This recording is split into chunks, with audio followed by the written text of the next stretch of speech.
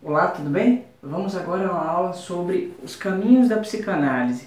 A partir do momento que o Freud tem as informações que ele obteve junto com Breuer para pensar que o sintoma não tem a ver com os processos orgânicos, ou seja, o sintoma não é o que ele é outra coisa, ele aponta para outra coisa que não uma lesão física, que não um processo físico qualquer. Ele aponta para um conflito. Essa foi a reflexão que Freud trouxe, né?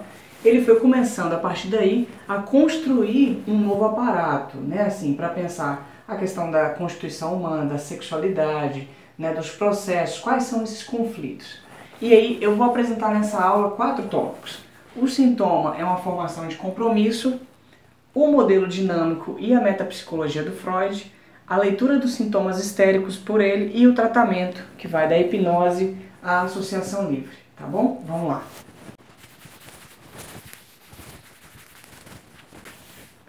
Junto com Breuer, o Freud já tinha algumas ideias, que vou retomar um pouco algumas questões. Então, o sintoma, ele aponta para outra realidade, e o Freud disse que essa realidade é inconsciente, junto com Breuer. Ou seja, está fora da consciência, não consciência, não está abaixo da consciência, tá? Não é subconsciente, ele está fora, no sentido de yin é o que nega, é o que está na negatividade. Então, ele aponta para isso. Isso que está aqui diz respeito a um conflito. Esse conflito ele foi censurado. Isso fez com que, a partir da censura, houvesse um esquecimento. Estou colocando 2 barras aqui para falar aumento, tá? Esquecimento. Só que o afeto, ele não é esquecido. O afeto vai para o corpo e aparece lá como um sintoma. Esse é o modelo básico. O que o Freud foi fazendo? Ele foi escutando seus pacientes, ele trabalhava com a hipnose, né?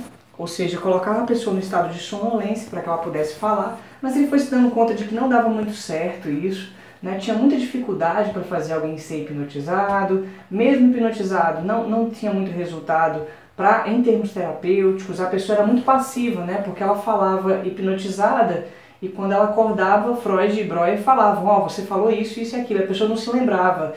Então é basicamente assim, eu estou tendo que te convencer do que você me falou. E aí o Freud foi mudando a técnica, junto com seus pacientes, escutando os pacientes, para um outro formato que é a da associação livre, ou seja, ao invés de eu te hipnotizar para você ficar sonolento e falar, você me fala qualquer coisa que passar pela sua cabeça. E aí, falando qualquer coisa pela cabeça, você não está racionalizando, você está deixando outro funcionamento acontecer, né? Porque ao falar qualquer coisa é aquilo, eu começo a falar de um assunto, de repente eu lembro, me passou aqui alguma coisa nova, eu falo disso, eu lembrei de outra coisa, falo, então eu não estou procurando uma resposta racional, eu estou buscando um outro funcionamento diferente aí, que já não é mais a consciência, mas a memória. Então, esse inconsciente aqui, ele está muito ligado à noção da memória. Uma outra memória funcionando que não a razão consciente, né? Ou seja, fala qualquer coisa, independentemente do que você lembrar, você me fala. E aí com isso, o Freud foi criando um aparato, uma teoria nova. Porque antes a gente tinha a biomedicina, a gente não tem OMS, a gente não tem nada disso, a gente está em 1890, a gente está em 1900, tá? O começo do século passado.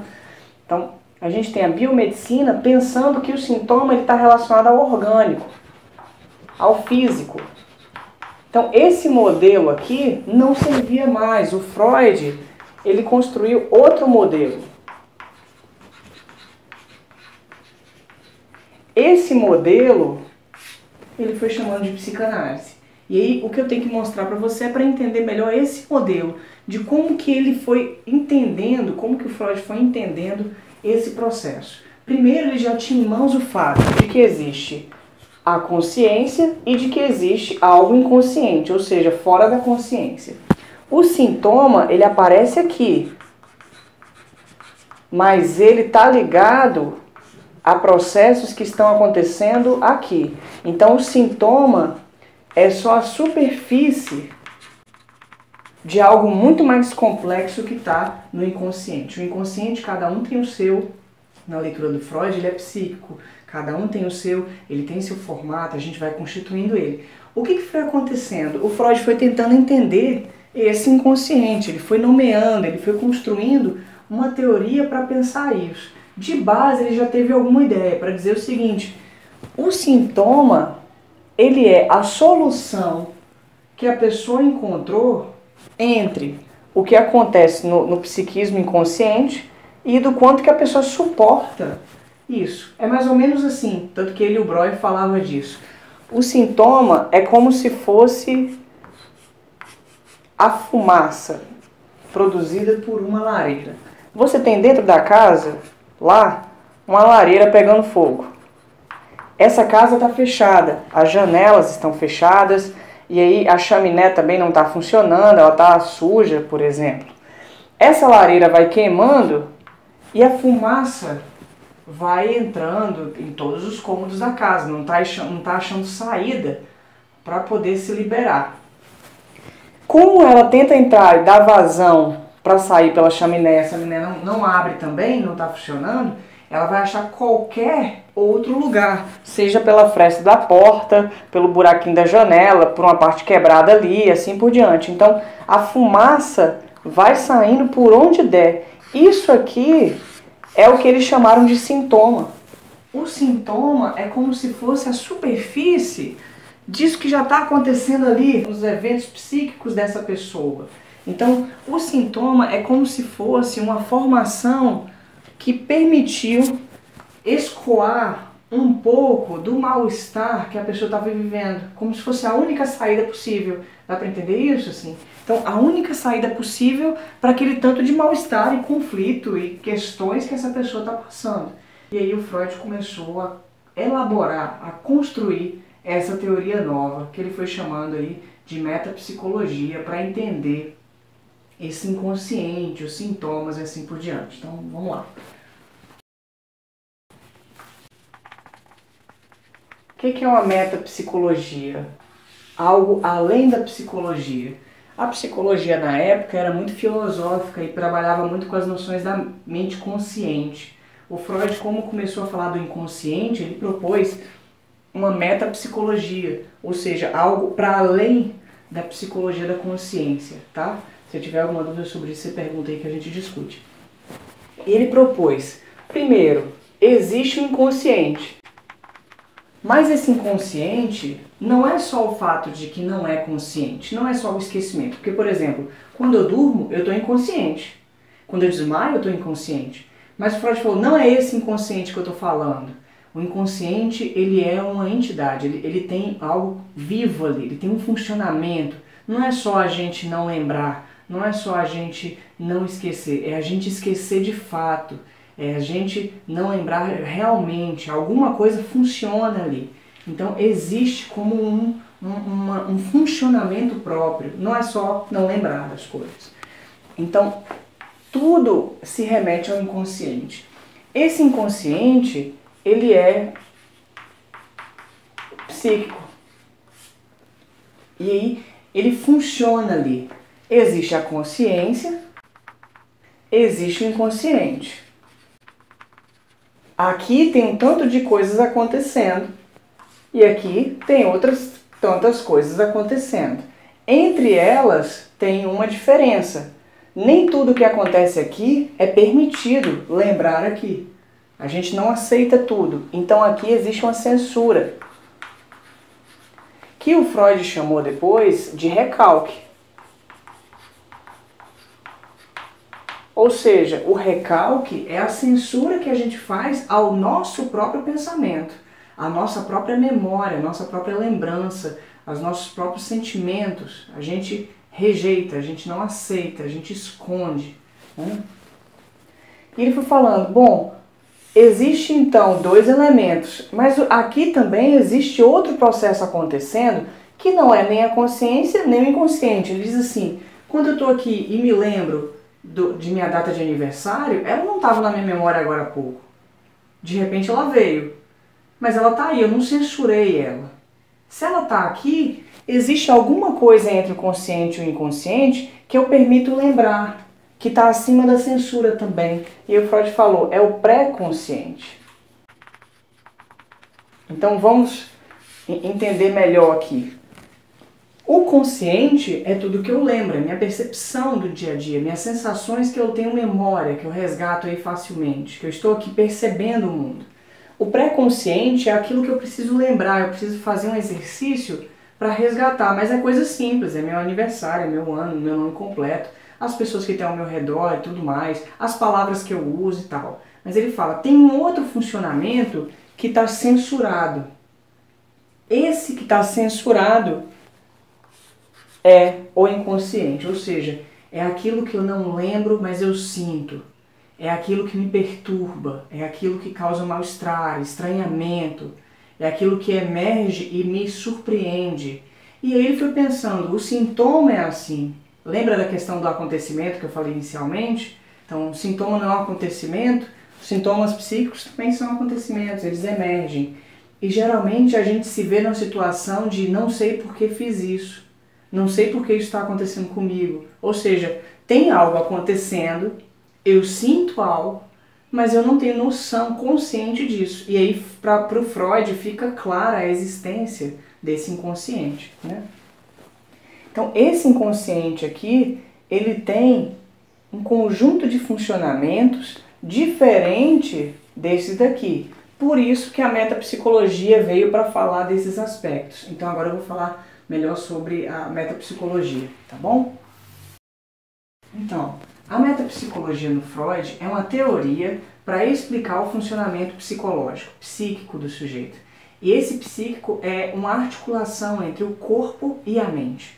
Então a teoria metapsicológica do Freud ela já é psicossomática, porque ela envolve os aspectos psicológicos e orgânicos. Ele vai dizer que existe 3 aspectos para entender a metapsicologia. O aspecto do ponto de vista topográfico, ou seja, os lugares. O aspecto dinâmico, que diz respeito ao funcionamento.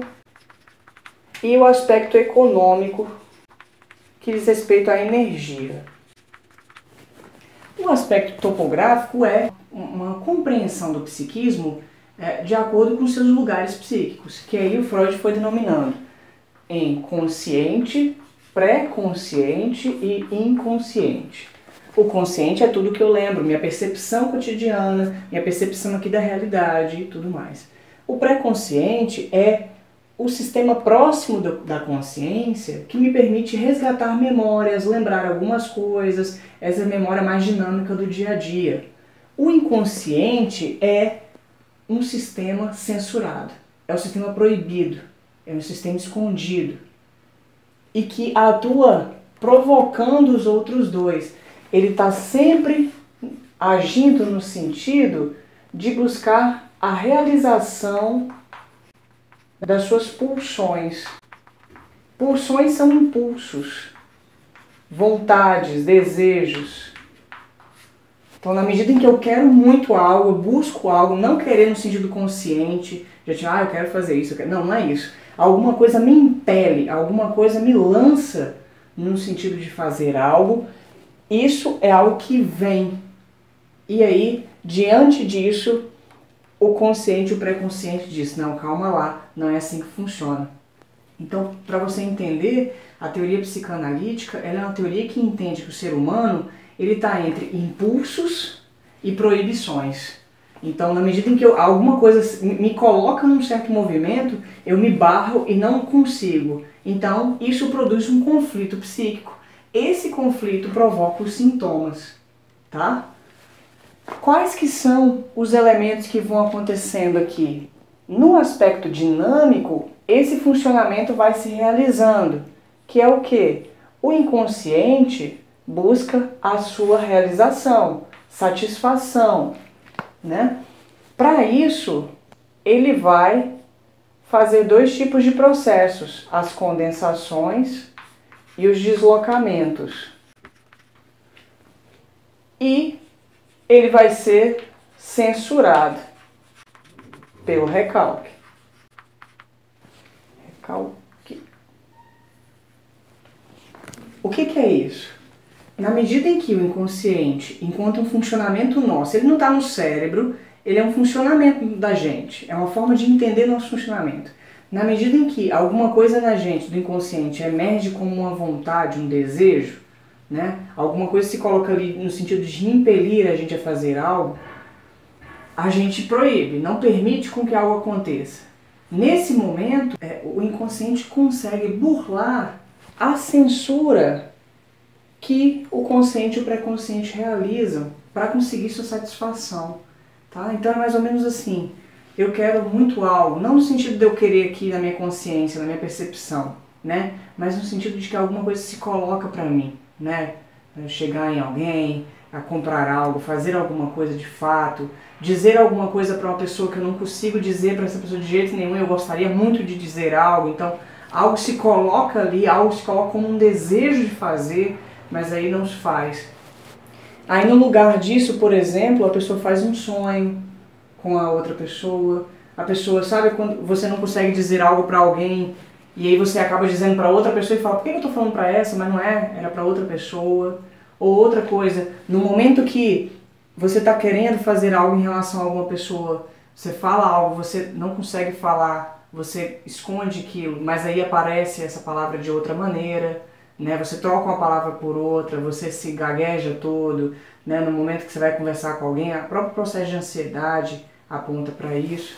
Mas o que o Freud foi apontando é, no momento em que a gente, em termos do inconsciente, se manifesta como um desejo de que algo se realize, mas a gente se proíbe censurando, o inconsciente vai achar outras saídas, que é a ideia da fumaça.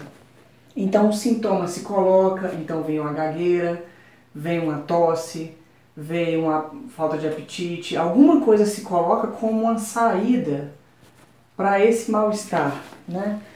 E isso implica num funcionamento energético que o Freud chamou de pulsão, que são essas pulsões aqui, né? Cuja energia ele chamou de libido. Então, o Freud criou esse modelo para dizer assim, sempre que nós estamos diante da vida, alguma coisa nos impele a realizar algo, alguma coisa nos coloca num certo caminho. Na medida em que a gente tenta fazer isso, a gente, nosso psiquismo, a gente se trava, a gente se censura. Mas diante dessa censura, alguma coisa escapa. A censura não consegue segurar tudo. Essa forma para escapar faz com que a energia se realize de outras maneiras. E aí ela passa pelos processos de condensação e deslocamento. Eu não vou falar dos processos nessa aula porque eu preciso de muito mais elemento para estar apresentando para você, tá bom? Se você quiser conhecer um pouco melhor, você pergunta que eu discuto um pouco mais também, tá? Mas ele se apresenta de outra forma. Como? Ele vai se modificando. Você gostaria muito de fazer algo e aí você sonha com isso, né? Um sintoma aparece, um mal-estar se coloca. Então, sempre é como se, no momento que o inconsciente faz um movimento para realizar e ele é censurado, ele busca uma saída. Essa saída é um compromisso, uma formação de compromisso. O que é isso? É como se fosse, de tudo que o inconsciente quer realizar, ele não pode realizar tudo, ele realiza alguma coisa escapa. Então, um sintoma se produz, então um ato falho, que é uma troca de palavras, se produz e você fala assim, não queria falar isso, mas aí você já falou alguma coisa, as pessoas já escutaram, né? Então, um tropeção se coloca, alguma coisa se manifesta como uma formação de compromisso entre o inconsciente e a censura que vem do consciente e do pré-consciente. Então esse é o modelo da teoria psicanalítica, de entender que existe um desejo que se coloca e uma censura, uma proibição, um acordo se realiza entre os dois e alguma coisa escapa. Isso que escapa é um sintoma, um sonho, uma troca de palavras, um riso estranho, um ato que a gente não sabe de onde que veio e se surpreende. Então é aí que o Freud começa a entender que um sintoma não é algo de causa orgânica, mas é um compromisso para resolver um conflito psíquico. E a gente tem que ir, nesse caso, buscar qual que é o conflito que está na base desse compromisso, sintoma aí, tá bom? Dá uma olhada no seu material, se você tiver com alguma dúvida, pergunta que a gente vai discutindo melhor sobre o assunto, tá ok? Bom estudo. Tchau.